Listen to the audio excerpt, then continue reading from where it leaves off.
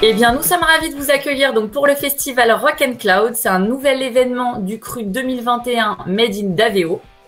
On a démarré hier avec AWS et Redis Labs et on présentera demain le dernier webinar.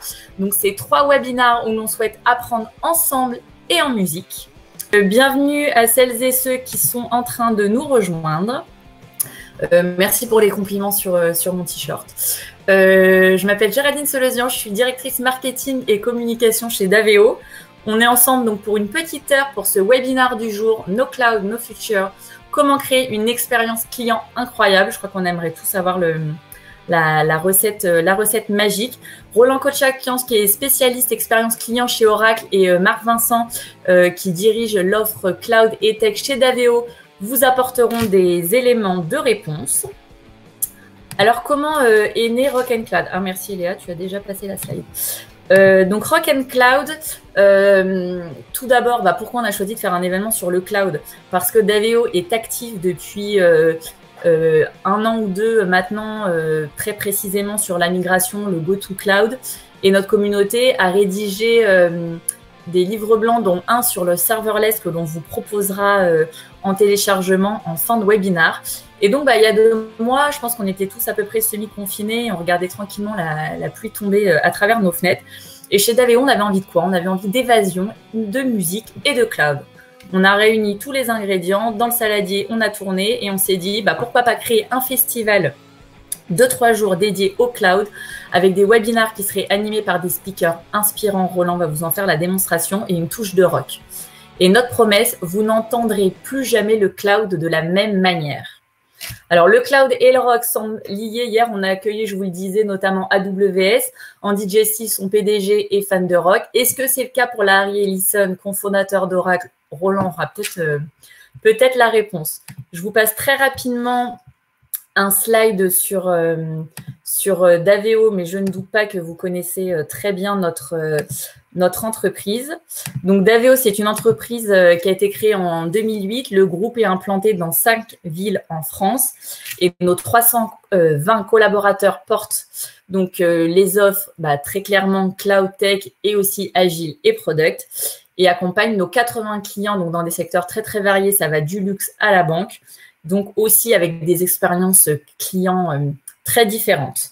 J'invite sans plus attendre Roland Kochak-Kianz chez Oracle à nous rejoindre et Marc Vincent, Head of Cloud et Technologie chez Daveo. Et pendant qu'ils nous rejoignent sur scène, je vous mets cette petite slide pour vous dire que vous pouvez poser vos questions dans l'onglet qui est dédié juste à côté de l'onglet chat. N'hésitez pas à liker toutes les questions qui vous intéressent le plus. Marc Vincent les posera dans les premières. Je vous souhaite un excellent webinar à toutes et à tous.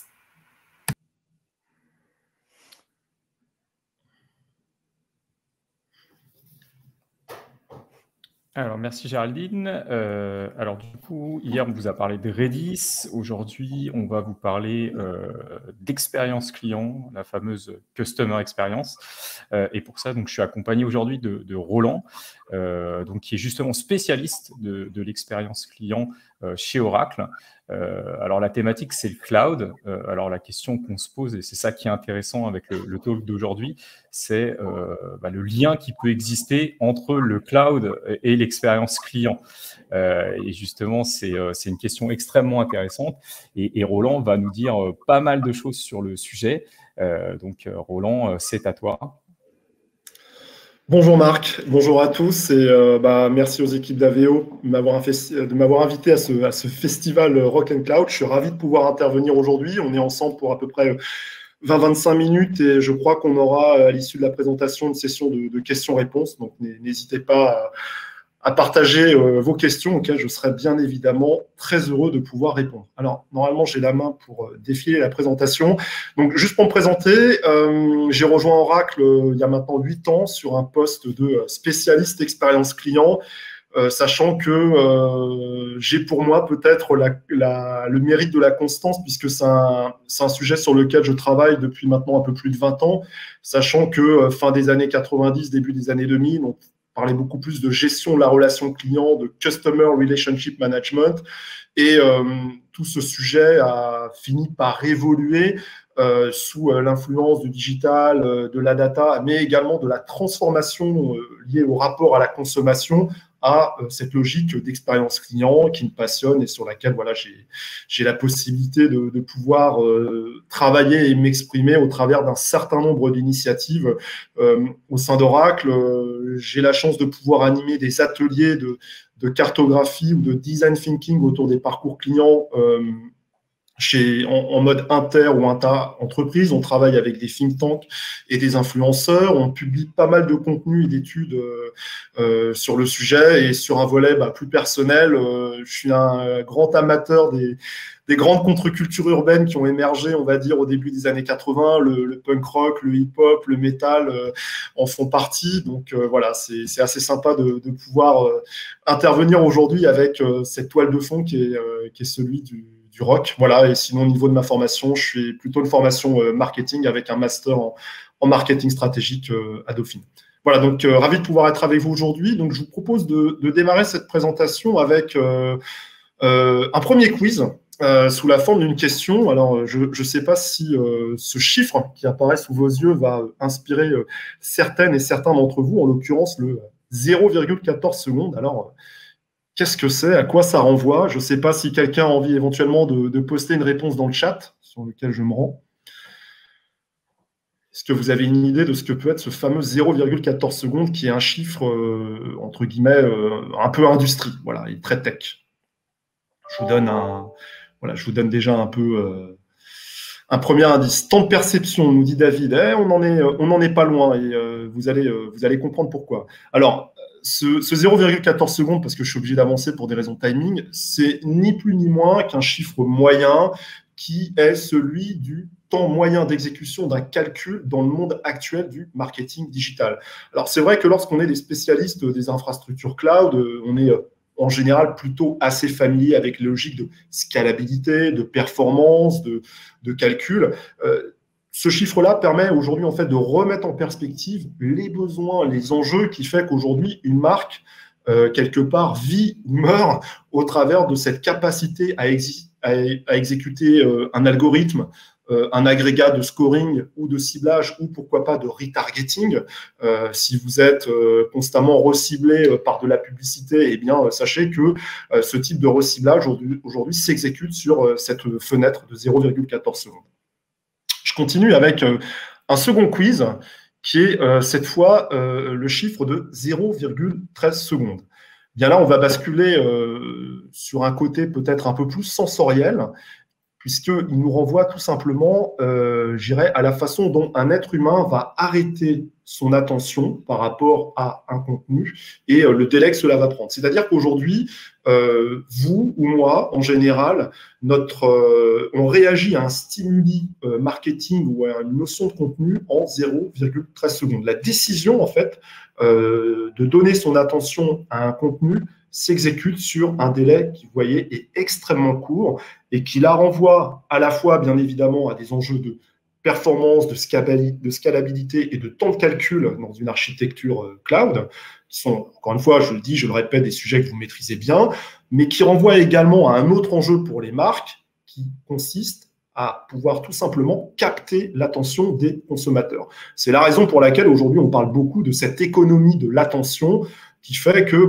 aujourd'hui, pour capter l'attention du consommateur, on doit démultiplier les mécanismes, on doit démultiplier les leviers, on doit démultiplier les contenus parce que, vous l'avez compris, on est aujourd'hui dans un contexte et dans un climat qui est celui de la saturation marketing. Donc voilà, deux quiz pour un petit peu poser le contexte et poser quelque part ce qui va constituer un peu les jalons de mon message et de ma présentation. Alors, aujourd'hui, on est réunis dans le cadre de ce webinaire pour parler d'expérience client. Je ne connais pas forcément pour chacun et chacune d'entre vous le niveau de maturité, le niveau d'intérêt qui sont les vôtres sur ce sujet-là. En tout cas, parler d'expérience client aujourd'hui, à défaut d'être intellectuellement intéressé par le sujet, dans tous les cas, il constitue une réalité macroéconomique. Et ça, les entreprises l'ont bien compris, c'est une réalité qui restructure et refaçonne le paysage de consommation. Donc, qu'on le veuille ou non, aujourd'hui, on est tous guidés de façon consciente ou inconsciente par ce besoin de vivre une expérience avec la marque, de vivre des interactions qui soient de plus en plus profondes, qui vont donner du sens, qui vont quelque part parler à notre individualité, à nos valeurs, à notre système de valeurs, à notre psychologie et à la façon dont nous allons déterminer nos préférences.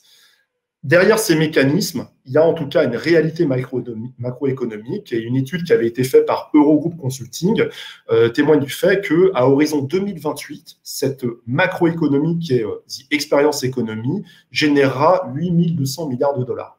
Alors, est-ce que c'est un sujet qui est totalement neuf ? Pas vraiment. Si tout comme moi, vous avez passé un peu de temps dans les bouquins, eh bien, sachez que le premier livre éponyme sur le sujet est sorti dès la fin des années 90. Il avait été écrit par Joseph Pine. Il s'appelle The Experience Economy. Il y a eu des rééditions depuis, mais la première version date de 99. Donc, c'est vous dire que déjà, à l'époque, les Américains, qui sont en général plutôt assez visionnaires, avaient déjà quelque part théorisé ce qu'allait devenir aujourd'hui cette économie du service, de la dématérialisation et de l'expérience.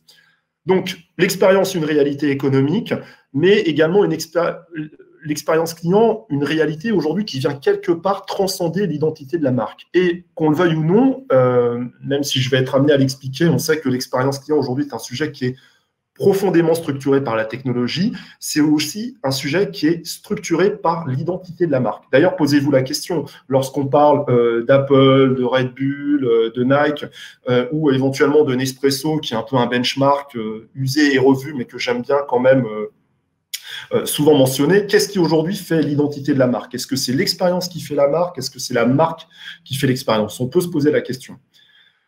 Le consommateur, dans cette nouvelle économie d'expérience, est clairement l'innovateur et l'ensemble des efforts et des stratégies qui sont déployés par les marques n'ont pas pour autre objectif que de réussir à mieux comprendre ces mécanismes au travers desquels le consommateur va réussir d'une part à réduire son niveau de stress, à réduire ce qu'on appelle le Customer Effort Score, c'est-à-dire à quel niveau et à quel degré il va réussir à fluidifier et faciliter son niveau d'interaction avec les marques. Et surtout, c'est sans doute peut-être l'un des messages clés que je vous propose de retenir sur ce slide, c'est que là où, on va dire, fin des années 90, début des années 2000, on était sur des parcours clients extrêmement linéaires, extrêmement séquentiels, et bien là encore, le digital, la data, le mobile et les réseaux sociaux ont fait quelque part voler en éclats les mécanismes linéaires, ce qui fait qu'aujourd'hui, les parcours clients peuvent être multi-entrées, multimodal et s'apparenter parfois à une espèce, je dirais, de chaos au sein duquel l'utilisation de l'intelligence artificielle permet d'apporter des réponses. Pourquoi? Parce qu'il s'agit à un instant T de pouvoir exécuter la meilleure interaction client dans un champ des possibles au sein duquel le nombre de combinatoires devient de plus en plus exponentiel. Alors, l'expérience client, est-ce que c'est qu'un sujet tech? Bien évidemment, non. Et là aussi, ça fait partie des messages que je m'évertue à marteler lorsque j'ai l'occasion de parler à la fois avec des clients, des cabinets de conseil ou des partenaires intégrateurs, mais vous l'avez vous-même peut-être déjà sans doute vérifié au sein de votre entreprise. Les entreprises aujourd'hui qui gagnent sur le terrain de l'expérience client sont des entreprises qui ont su, à un moment ou à un autre, monter des équipes réellement pluridisciplinaires qui vont mixer à la fois les talents, les compétences et les sensibilités. Donc, on ne peut pas avoir un seul designer ou un spécialiste de la user experience dans l'équipe projet. Il nous faut des créatifs, il nous faut des marketeurs qui, en général, sont plutôt les donneurs d'ordre métier. Les product owners sur certains parcours clients. Par exemple, on a aujourd'hui chez certains opérateurs télécoms des product owners dédiés par parcours client. Chez Orange, par exemple, ils ont un product owner sur tout ce qui est parcours client acquisition. Les gens de la finance également, il ne faut pas les oublier parce que même si on a sans doute raison d'aborder l'expérience client avec un parti pris créatif, artistique, à un moment ou à un autre, votre DAF ou le contrôle de gestion va quand même vous challenger pour savoir si les investissements et les nouveaux moyens que vous souhaitez investir autour de l'expérience client vont vraiment permettre de générer bottom-up le compte de résultat, la rentabilité client, le volume de vente, la durée de vie client ou la fidélité client. Et enfin, bien évidemment, comment ne pas parler de tous ces experts data qui foisonnent depuis ces dernières années entre les data scientists, les data miners, les data stewards, les business analysts. Donc, encore une fois, prime à la pluridisciplinarité. Bien évidemment, et là, je vais peut-être commencer un peu à rentrer dans le vif du sujet par rapport à ce qui peut intéresser aujourd'hui le marché sur lequel opère Daveo, c'est que l'expérience client, qu'on le veuille ou non, est un sujet de plus en plus structuré par la technologie. Et d'ailleurs, c'est assez marrant parce qu'aujourd'hui, on est parfois sur une largeur du spectre où lorsqu'on mène des entretiens ou lorsqu'on fait des réunions avec certains clients, on mesure assez rapidement les gens qui, quelque part, voient la technologie comme une espèce de corvée et un petit peu un mal nécessaire pour, quelque part, transformer ou moderniser l'expérience client. Et celles et ceux qui, de par leur sensibilité, leur formation, mais également la culture technologique de l'entreprise, vont comprendre que toutes ces nouvelles tendances technologiques que j'ai mis à l'écran et qui ne sont bien évidemment pas exhaustives, sont également des opportunités pour moderniser, transformer et innover avec le client autour de l'expérience client. Alors, ce qu'il faut retenir aujourd'hui en termes de tendance lorsqu'on parle de l'expérience client, c'est que très clairement, tout ce qui est big data, customer data, continue d'être un sujet prégnant à la fois pour les directions marketing et pour les DSI, même si on a le sentiment que le sujet s'est banalisé.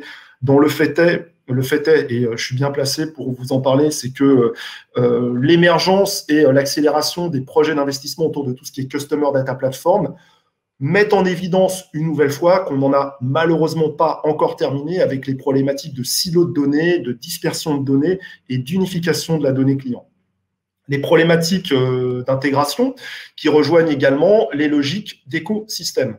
Là aussi, ce qui est intéressant, c'est que dans la doxa technologique des entreprises autour de l'expérience client, les modèles gagnants sont des modèles qui, en fait, savent aujourd'hui parfaitement intégrer et interopérer des applications tierces, des fournisseurs de data tierces, des fournisseurs de services tiers. Pourquoi? Parce qu'à un moment ou à un autre, il s'agit d'enrichir l'expérience client et le fait de pouvoir s'appuyer sur des partenaires externes fédérés, unifiés et industrialisés au sein d'écosystèmes représente un réel avantage. Pour vous donner un exemple, c'est vraiment le modèle dominant qu'on a aujourd'hui dans le monde de l'achat média et du programmatique.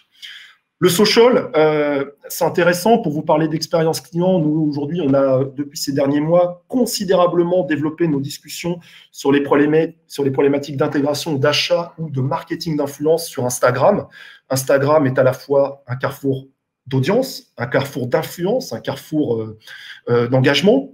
Pour vous parler également d'une autre tendance, je ne vais peut-être pas forcément toutes les passer en revue, mais je conclurai mon slide sur celle-là, c'est celle de la supply chain management, qui a été un sujet qui a été particulièrement mis en lumière depuis l'année dernière avec toutes les tensions qu'il y a eu pour les acteurs du e-commerce autour de la chaîne logistique et qui ont permis à des acteurs comme Oracle, qui aujourd'hui proposent des outils cloud autour de tout ce qui est inventaire, gestion de la chaîne logistique, de pouvoir justement aider nos clients à fiabiliser leur processus logistique en lien avec les flux autour du e-commerce. Donc, l'expérience client, sujet extrêmement structuré par la technologie, pour le pire, pour le meilleur. Après, l'idée, c'est de savoir comment on y réussit, comment on réussit pour en faire quelque part une opportunité, plutôt que quelque chose de subi. Et ce, bien évidemment, pour des raisons de faisabilité. Alors, lorsque on peut m'interpeller de temps en temps en me posant cette question qui est finalement, c'est quoi une expérience client optimale? C'est quoi une stratégie d'expérience client optimale pour une entreprise? Alors, ce n'est pas forcément une surenchère de moyens ou de budget. En fait, l'expérience client optimale se situe à la croisée de trois grandes dimensions, de trois grandes composantes.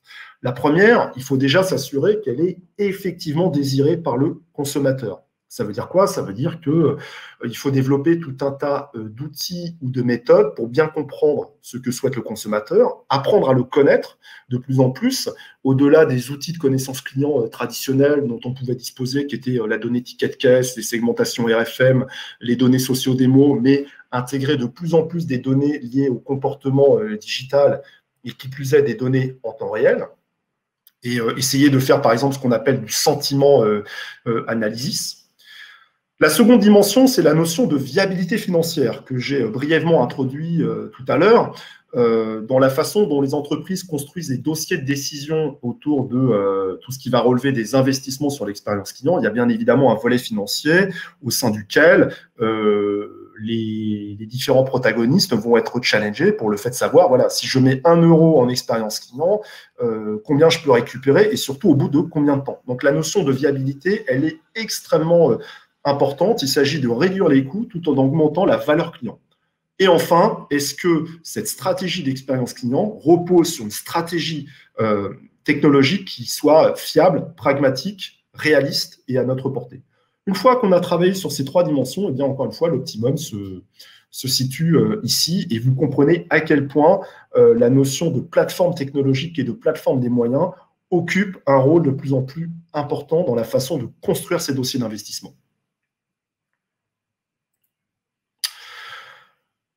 Par rapport à cette présentation, j'ai choisi de partager avec vous, il y en a bien d'autres, mais il a fallu arrêter quand même son choix pour nous inscrire dans le timing, sinon on pourrait y passer pas mal de temps, sur 2 grandes composantes, hein, finalement, lorsqu'on parle d'expérience client, et je suis certain que vous en entendez parler peut-être du matin au soir.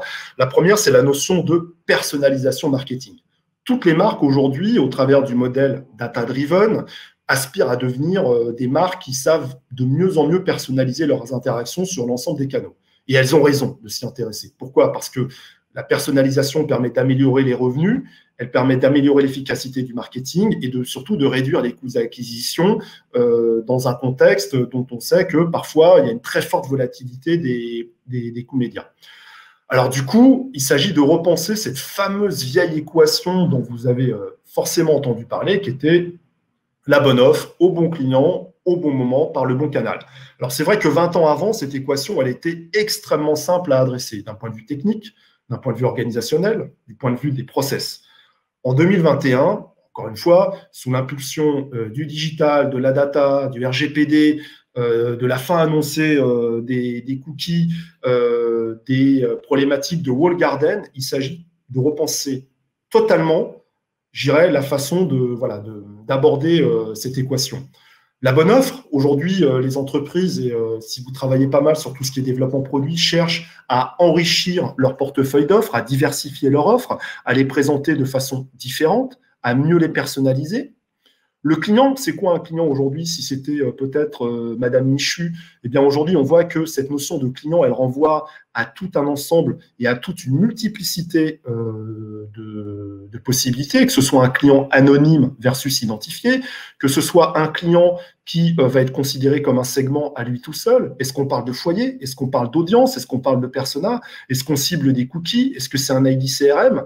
Comment on gère la multiplicité des identités digitales entre les walled garden et le cross-device? La notion de timing, elle est très importante et Dieu sait que l'intelligence artificielle a permis d'apporter des réponses extrêmement pertinentes depuis ces dernières années pour justement améliorer la pertinence du timing. Mais aujourd'hui, ce que l'on voit émerger de plus en plus dans un contexte de saturation publicitaire et dans un contexte de sursollicitation des internautes, c'est vraiment la notion de contexte. Et d'ailleurs, les Américains ont coutume de dire « context is everything ». Donc, on va travailler de plus en plus sur des notions de géolocalisation. Les marques vont être de plus en plus intéressées pour vérifier que les publicités qu'elles envoient et qu'elles affichent se font dans des environnements qui soient safe pour la marque, c'est-à-dire des environnements où il n'y ait pas de la violence ou par exemple de la pornographie, que les publicités soient effectivement vues par un humain et par leurs clients et non pas par des robots. Et là, ça renvoie à des problématiques massives de fraude qui ont largement, quelque part, discrédité le monde de la publicité digitale depuis ces dernières années. Quelle est la nature du device sur laquelle va être visionnée la publicité? Est-ce que ça va être in-app ou non?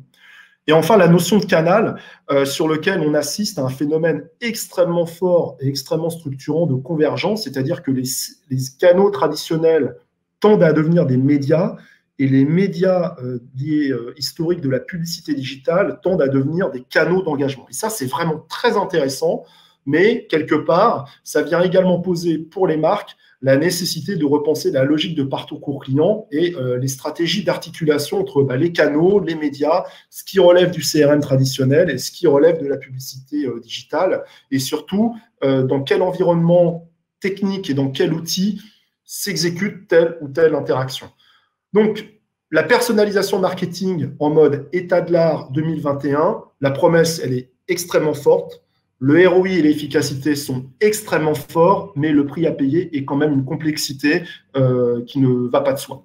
Et sur lesquels, voilà, vous l'avez compris, il y a tout un écosystème de cabinets de conseil, de sociétés comme Daveo et d'acteurs technologiques comme Oracle qui sont justement là pour aider à déconstruire cette complexité. La seconde composante que je souhaitais explorer avec vous sur cette présentation, c'est la notion de servicialisation ou de service design. Là aussi, si la personnalisation marketing a constitué une prise de conscience très forte pour les marques, l'autre notion qui est celle qui consiste à devenir une marque servicielle, à basculer d'une stratégie de produit vers une stratégie de service, fait également l'objet d'une prise de conscience très forte pour les marques, notamment pour tout ce qui est dans le monde du manufacturing, du B2B, et ça, avec notamment la capacité aujourd'hui à opérer sur des plateformes de souscription qui permettent de dématérialiser tout ou partie de la chaîne de valeur, d'industrialiser tout ce qui est logique d'abonnement.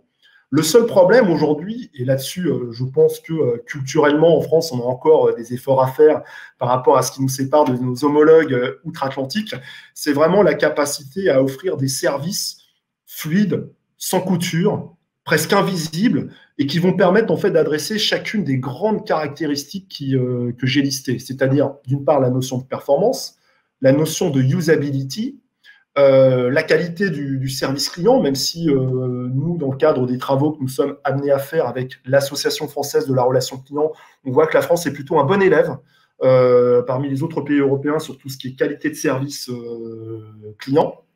Et d'ailleurs, les services clients qui étaient historiquement un peu un parent pauvre en termes de technologie, tendent à s'équiper de plus en plus. Pourquoi? Parce que si vous voulez éviter le turnover des collaborateurs et des gens qui officient sur ces métiers qui, disons-le, sont parfois très ingrats, eh bien, il faut pouvoir aussi les outiller. Et c'est quelque chose que vous connaissez chez Daveo parce que vous-même, vous travaillez sur l'expérience collaborateur, me semble-t-il. Voilà. La notion d'émotion, est-ce qu'un service peut renvoyer à une émotion? La réponse est oui, que ce soit en B2C, mais également en B2B. Et comment elle participe également au rayonnement de la marque. Donc, il y a les objectifs tels qu'on souhaite se les assigner pour développer de nouveaux services à valeur ajoutée et qui vont être fidélisants. Et bien évidemment, la face immergée, qui sont donc l'ensemble des outils technologiques dont on va avoir besoin. Et donc là, j'ai fait un focus un peu plus précis sur ce qui constitue aujourd'hui notre quotidien chez Oracle, dans le cadre des discussions que nous avons avec nos clients autour de tout ce qui est vision client unifiée et que l'on doit diffuser à l'échelle de l'entreprise, pas uniquement au niveau du marketing, mais également au niveau du service client. Comment on réussit à harmoniser cette information à un instant T pour avoir ce qu'on appelle une single point of truth sur le client. Comment on harmonise les process back-office avec le front-office, comment on aide à effectivement collecter en temps réel tous les signaux faibles liés au comportement digital du consommateur, comment on en produit des insights à valeur ajoutée pour aider à la fois à la prise de décision stratégique, mais également à l'activation opérationnelle dans les processus marketing. Et enfin, la logique de self-service qui est quand même quelque chose qui s'est fortement accéléré avec le Covid et sur lequel on a observé un véritable effet d'adoption.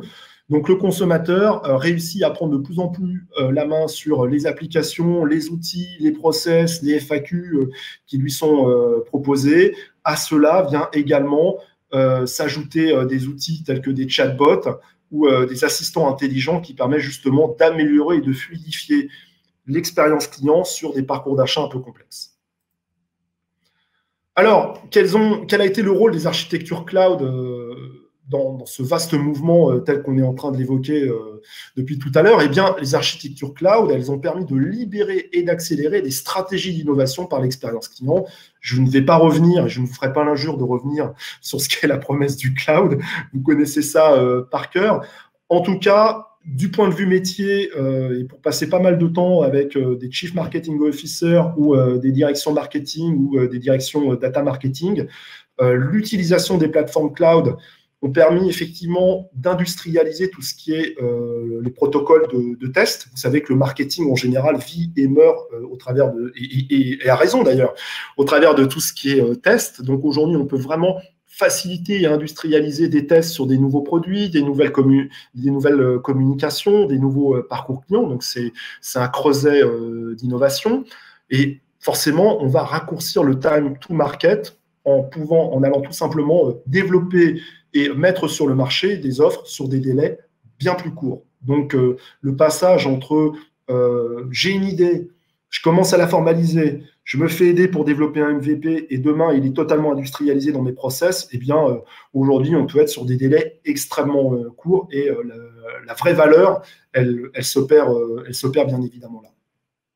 La notion d'équation financière qui va dans le bon sens, hein. Tous les acteurs aujourd'hui travaillent effectivement sur cette logique. Oracle participe pleinement à réduire le TCO et l'adoption du cloud avec des équations et des possibilités de souscription, une flexibilité dans les usages qui se veut de plus en plus forte. Le cloud pour supporter également la transformation agile des organisations. Là aussi, je pense que vous êtes bien placé pour observer la façon dont chez vos clients, les équipes métiers, les équipes IT, les équipes AMOA se sont restructurées, réorganisées par rapport aux possibilités offertes par le cloud, ou du moins comment le cloud s'est adapté par rapport à ces nouvelles cultures et ces nouveaux modes de travail. Et enfin, ça c'est quelque chose qui nous est assez propre, avec 40 ans d'existence et une base installée de certains clients qui nous sont fidèles depuis des années.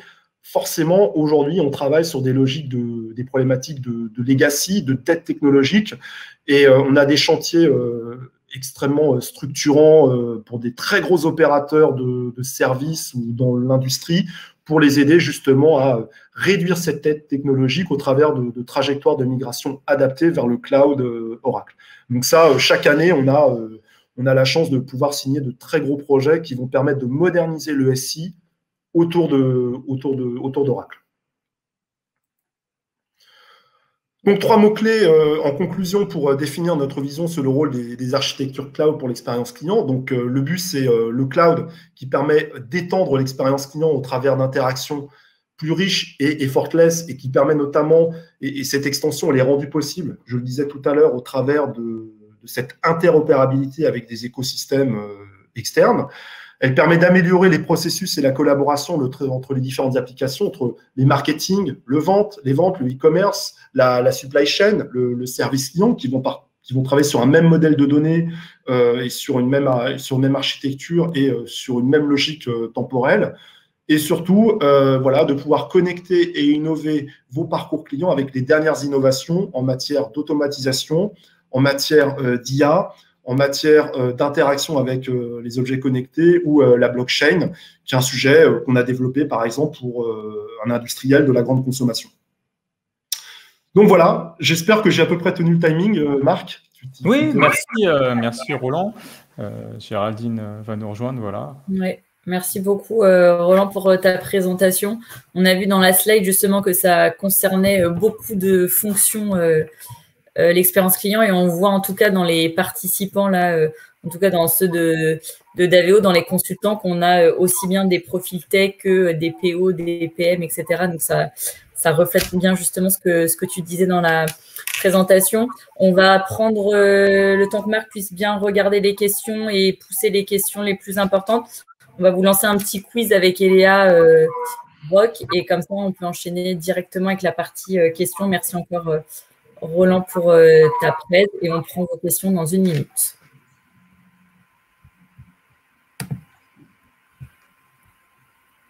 N'hésitez pas à en poser d'autres, hein, d'ailleurs.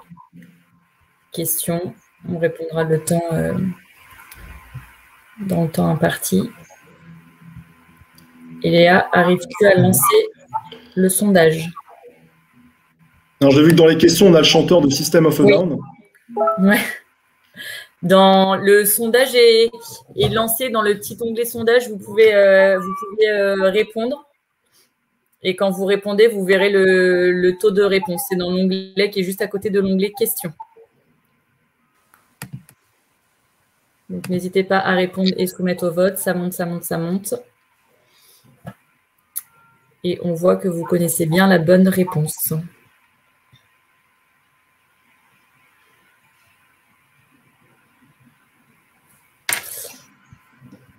Donc, effectivement, c'était quelle est la nationalité des musiciens du groupe AC/DC? Et la grande majorité d'entre vous a répondu australienne. On fera plus dur demain aussi. On a fait comme disait Léa, on voit les basiques aujourd'hui. On va juste vous lancer le petit call to action pour ceux qui veulent télécharger le livre blanc sur le serverless dont je vous parlais très rapidement en intro. Et Marc et Roland, je vous laisse la parole pour le Q&A. Oui, merci Géraldine. Donc on a différentes questions qui ont été posées. Du coup, alors Roland, on va les prendre. Alors, il y a eu des votes, hein, donc je vais prendre dans l'ordre de celles qui ont été le plus votées. Alors déjà, il y a une première question qui va s'afficher sur l'écran. Roland, est-ce que tu sais nous dire un petit peu quelle est l'utilisation et les cas d'usage de l'IA et du ML? C'est un sujet qui me fait beaucoup rire parce que je trouve qu'il y a une surenchère de complexité et on se plaît d'ailleurs à entretenir un peu une surenchère de complexité. On peut faire déjà des choses extrêmement simples avec l'IA et le machine learning et qui vont vraiment permettre de produire du résultat et de l'efficacité marketing.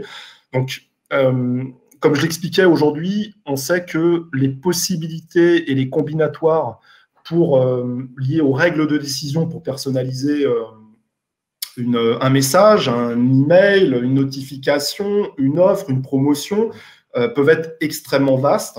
Ça, c'est vraiment la façon dont la donne a fondamentalement changé depuis ces dernières années. Et l'IA permet tout simplement en fait de proposer en fait cet apprentissage qui, campagne après campagne, interaction après interaction, va permettre effectivement de pousser ce qu'on appelle du next best action, du next best offer. Donc, on est vraiment sur des cas d'usage typiques de ce que va nous faire un Amazon ou un e-commerçant un peu chevronné. Sauf que nous, et sans vouloir m'égarer dans le quart d'heure pub Oracle, on a vraiment réussi, je pense, à simplifier de façon extrêmement intéressante l'accès à cette intelligence. Voilà. Et surtout, elle a fluidifié dans les processus opérationnels, à éviter le recours au code et à maximiser tout ce qui est simplement règles de paramétrage métier, accès aux modèles de données, structuration des données au travers d'agrégats et de scores pour justement simplifier cette utilisation de l'IA. Un autre cas d'usage également, autour duquel l'IA peut apporter quelque part un vrai bénéfice, c'est que l'IA, dans des très gros gisements de données, permet de mettre en évidence des segments ou des audiences qui sont très peu travaillées, mais qui peuvent présenter un potentiel de conversion tout à fait intéressant. En fait, ce qui se passe aujourd'hui, et toutes les marques ne vont pas forcément l'exprimer de façon explicite, c'est que depuis des années, les marques doivent composer avec une vraie problématique dans les bases clients qui est celle des inactifs. Tu sais, ces fameuses personnes qui n'ont rien acheté chez toi depuis un an, qui ne répondent plus à tes emails, qui ont un comportement extrêmement erratique ou finalement qui ne se manifestent jamais. Et du coup, l'IA permet justement soit de prévenir ou d'identifier les gens qui sont à risque en termes d'inactivité, de les exclure et de mettre en évidence des personnes qui, à un moment ou à un autre, peuvent présenter un potentiel d'achat ou un potentiel en termes de valeur client qui est intéressant et qui serait susceptible d'être travaillé. Merci Roland pour cette réponse. Alors l'autre question qu'on a, donc je vais l'afficher maintenant, c'est qu'est-ce que le cloud concrètement a permis de faire et enfin voilà, est-ce qu'il y a eu un avant-après cloud, voilà, est-ce que le cloud a été un levier sur certains aspects spécifiques? Après, honnêtement, moi, pour avoir vu l'évolution des outils depuis maintenant un peu plus de 20 ans, j'avais démarré sur des très gros systèmes on-premise où, par exemple, si tu devais construire une campagne marketing, le délai moyen, jusqu'à ce que, entre guillemets, ton email puisse être testé et partir dans de bonnes conditions, pouvait reposer vraiment sur plusieurs jours, avec un cycle et des étapes incompressibles, avec notamment des process très lourds sur tout ce qui était chargement de données, vérification de données, ciblage, validation du ciblage, exécution, monitoring, avec parfois le recours en fonction de certaines étapes dans le process, la nécessité de recourir à des experts de l'IT ou de la data.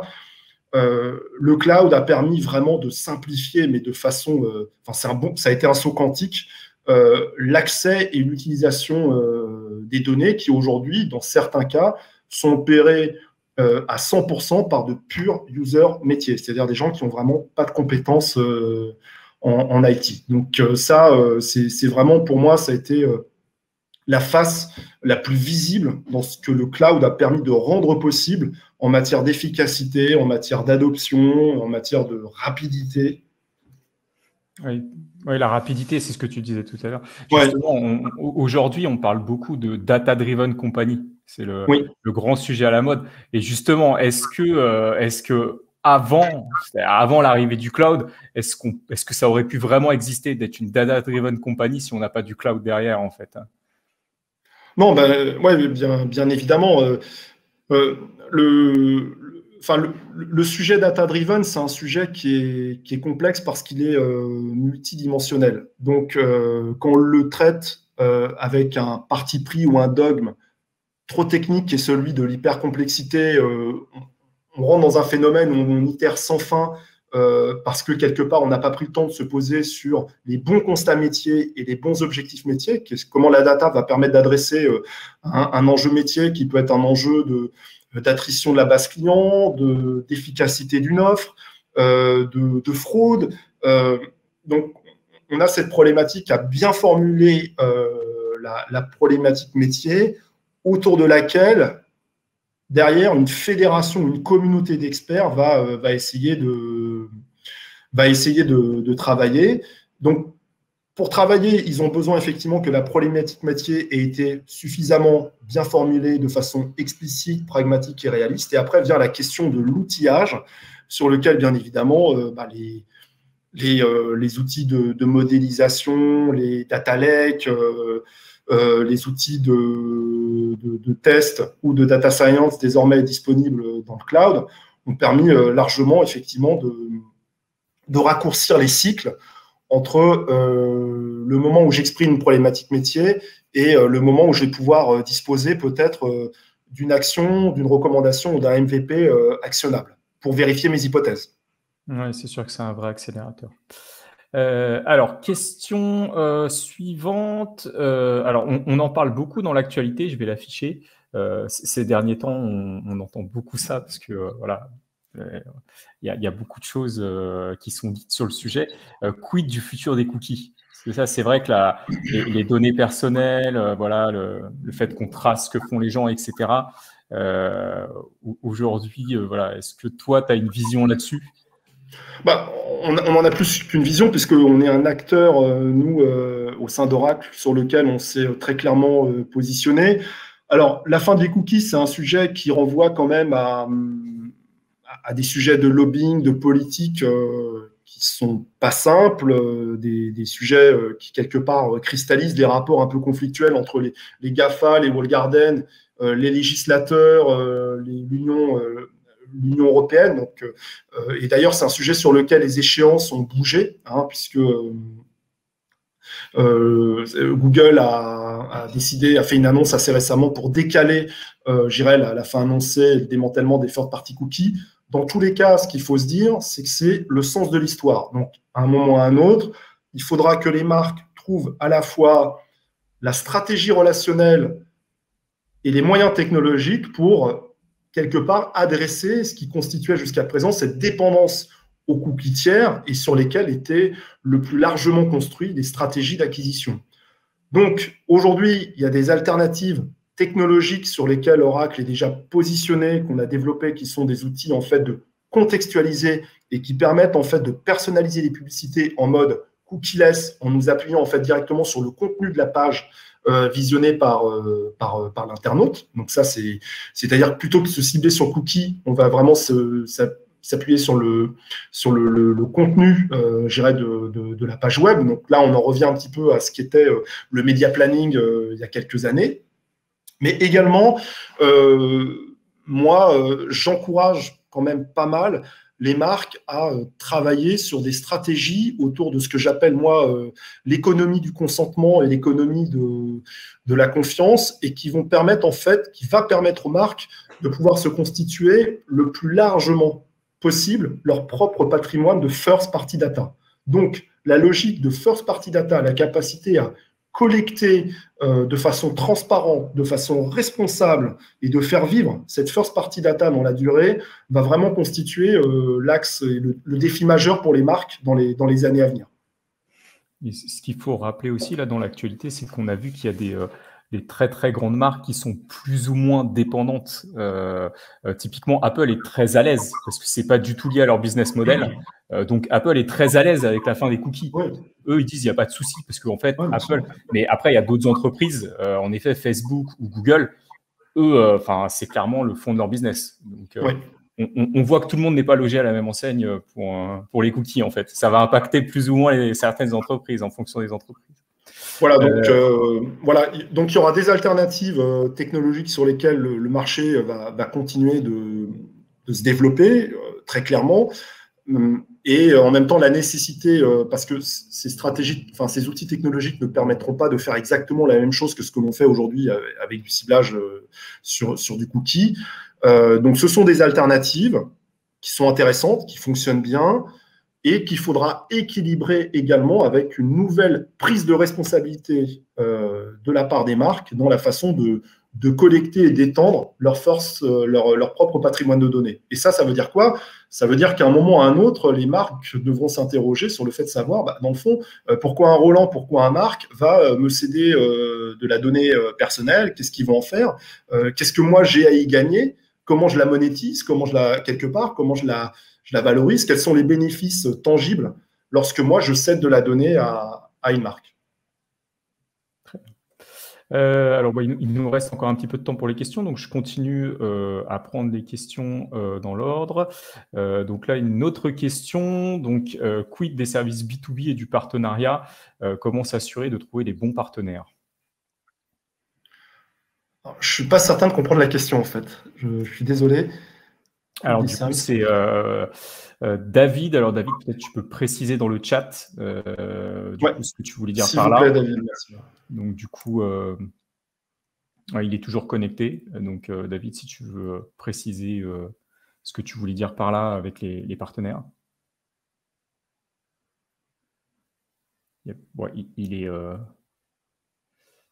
Il est en train de taper. Il va préciser. D'accord. Merci. Il est en train de taper, ça arrive, le temps qu'il précise.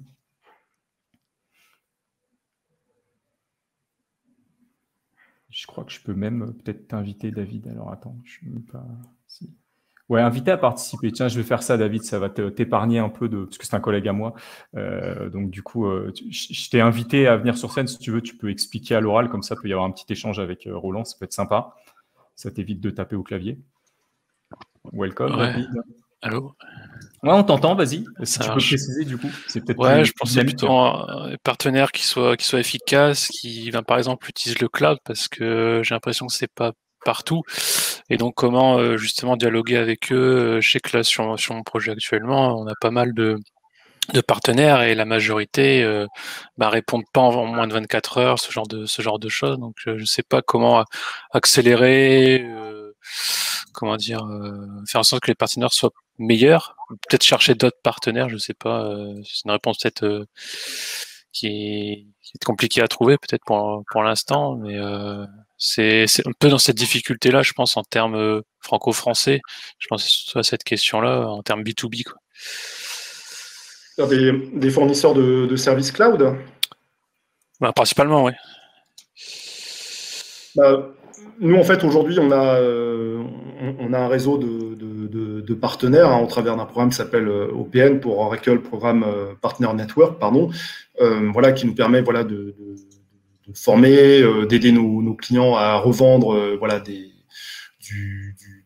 du cloud Oracle. Donc, ça peut être des très grands intégrateurs généralistes, des sociétés très spécialisées, un petit peu à l'image d'Aveo, des sociétés qui vont être plutôt spécialisées sur le data marketing ou sur tout ce qui est Google Cloud Platform. Donc, après, nous, en général, en tout cas, j'aime à croire à cette idée, comme on est une structure quand même qui est assez importante, on a tout un ensemble de ressources et une réactivité qui, en général, nous permet quand même d'être assez réactif sur les phases de cadrage d'un projet, de réponse à des appels d'offres, sans compter bien évidemment tout ce qui est support et Customer Success Manager, avec notamment aussi un support qui va se rapprocher de plus en plus, puisqu'on a fait une annonce qui parle de l'ouverture de notre premier data center en France, qui va être à Marseille. Voilà, après, je ne sais pas si je réponds à votre question, David. Ouais, on va dire ça ira. Merci à vous. Merci, David. Après, on peut poursuivre les échanges offline, il n'y a pas de souci. Ouais, pas de problème. Du coup, alors, question suivante, intéressante aussi, c'est l'émergence de toutes les technos sur le cloud. Implique-t-elle plus de projets et donc demande-t-elle plus de profils qui vont se spécialiser sur ces sujets-là? Est-ce qu'il y a une spécialisation avec le cloud? Voilà. Oui, alors en fait, il y a deux façons de répondre à cette question. Si je regarde un petit peu d'un point de vue macroéconomique, la reprise des projets, elle est quand même beaucoup moins forte en France qu'elle ne l'est en UK, par exemple, ou aux États-Unis.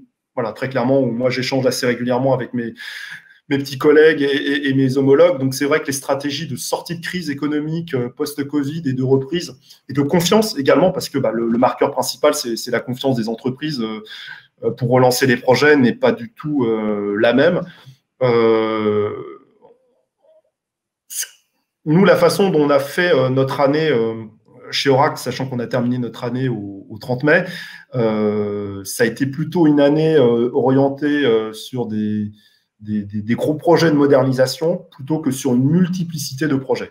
Après, je ne dis pas qu'on a la vérité universelle sur ce qui a été l'année de l'IT, des investissements informatiques en France, mais on a quand même senti à la fois un ralentissement, une contraction des projets, une complexification sur les process de prise de décision. Mais on va dire que dans un new normal où tout se passerait bien, oui, le cloud est un vecteur qui donne envie d'innover, de tester, de lancer de nouveaux projets, des projets plus petits, donc effectivement de diversifier, de multiplier les projets. Ça, très clairement, j'y crois complètement. Et sur la logique de spécialisation, oui, bien évidemment, on a de plus en plus ce phénomène de spécialisation des profils sur lesquels vous, d'Aveo, êtes particulièrement bien placé pour l'observer. Après, je pense peut-être, à tort ou à raison, que la logique d'hyperspécialisation, à un moment ou à un autre, elle doit aussi pouvoir être un peu limitée et challengée, au risque de rendre un peu plus difficile la gouvernance et le pilotage des compétences sur un projet. Mais ça, vous êtes peut-être mieux placé que moi pour le dire. Très bien, merci. Alors, il nous reste encore quelques minutes. Il y a une question qui est arrivée là avec plusieurs votes. Donc, je vais l'afficher. Donc, quand vous dites que l'utilisateur et l'innovateur, pourriez-vous développer, l'entreprise est la base de la proposition du service. Les entreprises devraient-elles avoir des focus groupes de clients spécifiques? Oui, alors, ça aussi, c'est un petit peu la question de l'œuf ou de la poule. Est-ce que je pense que dans ce qu'a été l'économie des 30 Glorieuses, le schéma, il était assez simple. Pardon de remonter aussi loin, mais vous allez comprendre pourquoi. On était dans une économie qui était drivée par la demande. Donc, les entreprises arrivaient, elles éduquaient le consommateur, elles disaient un frigo, c'est ça, une télé, c'est ça. Et donc, quelque part, le consommateur était plutôt passif et s'en remettait aux marques et aux industriels pour définir ses choix de consommation. 30 à 40 ans ou 50 ans plus tard, la société, les codes de consommation, les systèmes de valeurs, le politique, l'écologie, le rapport à la technologie et à la modernité fait que tous les repères traditionnels ont volé en éclats et qu'aujourd'hui, on a des consommateurs qui sont de plus en plus éduqués, qui prennent de plus en plus la main sur les logiques d'achat, qui cherchent des solutions par eux-mêmes, qui parfois arrivent à les trouver par eux-mêmes, que ce soit par rapport à des solutions de transport, de mobilité, de garde d'enfants. Donc, il y a une auto-organisation de la part du consommateur qui fait que il est parfois à l'initiative de nouvelles logiques de consommation qui, demain, vont faire l'objet de développement produit par les marques. Et c'est la raison pour laquelle les marques, aujourd'hui, investissent de plus en plus pour observer, écouter et comprendre ce que veut, ce que fait le client quand il est content, quand il n'est pas content. Vous parlez effectivement des fameux focus group qui étaient ces focus group qu'on voyait dans les années 80 lorsque des agences de publicité aidaient les entreprises à développer certains produits. Aujourd'hui, les focus group, ils sont partout. Dès que vous êtes sur le digital, eh bien, vous pouvez observer des patterns, des schémas positifs, négatifs, en termes de satisfaction, en termes d'utilisation, en termes d'adoption, en termes d'émotion également, et qui vont vous permettre effectivement de mieux positionner et de mieux évaluer le potentiel de votre offre ou de votre produit. Et ça renvoie à cette notion un peu d'agilité sur lequel, là encore, les marques expérientielles sont les mieux placées. C'est qu'en fait, elles ont réussi à être au plus près de leurs consommateurs et à traduire les besoins explicites ou implicites de leurs clients en termes de produits ou de services. Juste pour vous donner un peu une idée, et pour peut-être remettre en perspective le rôle structurant que joue la technologie dans cette capability pour la marque, il y a une étude du Gartner qui a montré que ce qu'on appelle les marques championnes du digital IQ, donc les marques les plus avancées et les plus matures en matière de digital, sont des marques qui, rien que sur la partie technologie marketing ou expérience client, ont des stacks qui montent entre 40 et 50 applications, là où une marque raisonnablement mature en France va avoir un stack qui va monter entre 10 et 20 applications. Donc, vous voyez bien l'écart entre les marques qui sont vraiment championnes de leur catégorie en matière d'expérience client et les marques qui sont de plus en plus en retrait. Et ce stack technologique, il permet de faire plein de choses, pas que de l'activation marketing, mais de faire vraiment également de l'analyse, de l'écoute et de produire des insights à forte valeur ajoutée qui va impacter à la fois le développement produit, la façon dont on répond à ses clients, comment on les livre et comment on leur parle. Merci Roland. Je pense qu'on va clôturer sur cette question-là. On arrive à 14h, donc Géraldine va nous rejoindre pour annoncer le meet-up de demain. Géraldine. Merci beaucoup Roland. On aura compris. Merci à vous.